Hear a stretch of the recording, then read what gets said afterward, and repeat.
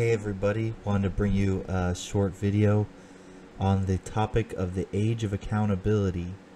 In some of my studies, I found an answer to a long time question I had, and I think it's a good answer, the best answer I found, and that is, why is the age of accountability at 8 years of age?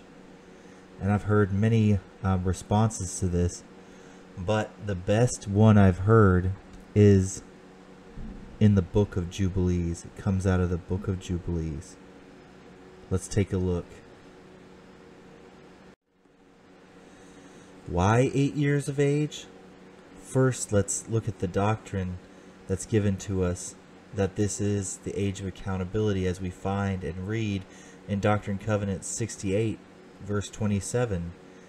And their children shall be baptized, meaning those who are in Zion, for the remission of their sins when 8 years of old, and receive the laying on of the hands. So we read that Joseph Smith established that 8 years of age, when the child turns to the 8th year, that they're considered accountable. Well, if we read in the Book of Jubilees, chapter 3, verses 15 through 19, you'll get a much broader story, but I've cut out a section here that explains the main principle. It says, "And in the first week of the first Jubilee, Adam and his wife were in the Garden of Eden for 7 years, tilling and keeping it, and we gave him work," meaning the Lord is speaking. We gave him, or God and Jesus Christ are speaking, I should say. "And we gave him work, and we instructed him to do everything that is suitable for tillage. And he tilled the garden, and was naked, and knew it not, and was not ashamed. And he protected the garden from the birds and the beasts and cattle, and gathered its fruit, and ate, and put aside the residue for himself and for his wife.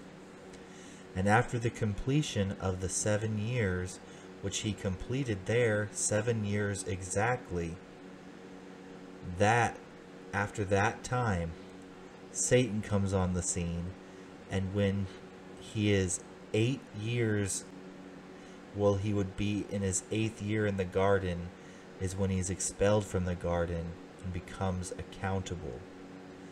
So Adam spent 7 years in the garden according to the Book of Jubilees, 7 complete years, and on the 8th year was kicked out of the garden and became accountable.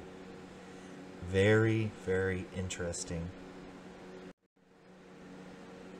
In the Book of Mormon, we read in Mormon 8:8, "Listen to the words of Christ, your Redeemer, your Lord, and your God. Behold, I came into the world not to call the righteous, but sinners to repentance. The whole need no physician, but they that are sick.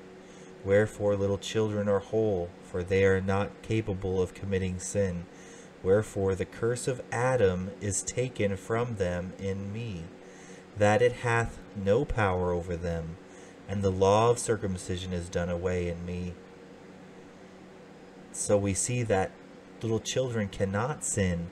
They're not capable of committing sin according to Christ, as he directs the prophet Mormon to write in the Book of Mormon.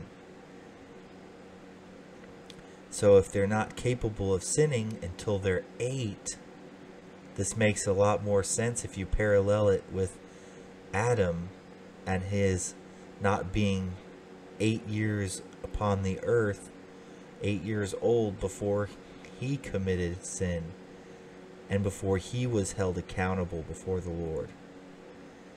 2 Nephi 9, we read about Adam and Eve in verses 22 and 23.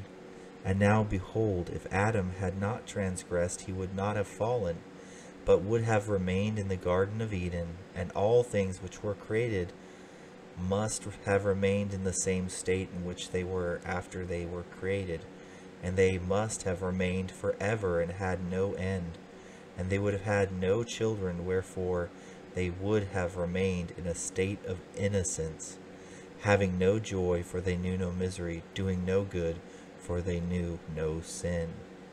So we see that Adam, before the 8th year of his life, he had no sin. He knew no sin, just as these children were, and not capable of committing sin.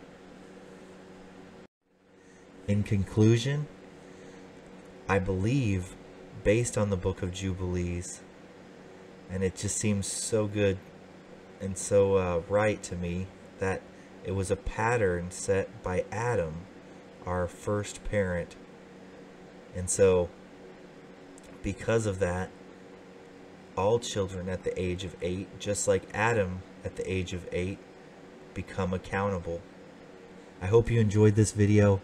It's an interesting topic.